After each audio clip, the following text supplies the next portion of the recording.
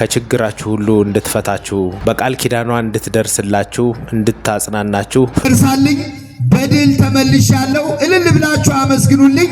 ለከመው ወደ ሰሚነሽ ኪዳነ ምሕረት ከመጣ በኋላ የማርያምን መስገን አመስግኑላቸው። ብዙ በአካውንቱ አስገብቻለሁ እልል ብላችሁ አመስግኑልኝ ብለዋል። እግዚአብሔርን አመስግኑላቸው። መታደል እኮ ነው እንዲህ ያለ ነገር መስማት። ስሜ ሀብተወልድ እባላለሁ። ለብዙ ዘመናት ኤችአይቪ በሽታ በባዕድ ሀገር እመቤት የደረሰችልኝ ላሰብኩት ስፍራ በክብር አድርሳ ምናልባት በውጭም በአገር ውስጥ ሆናችሁ ይህን ጉባኤ የምትከታተሉ ባላችሁበት ሆናችሁ ሰሚነሽ ኪዳነ ምሕረትን ጠርታችሁ ተማጸኑ።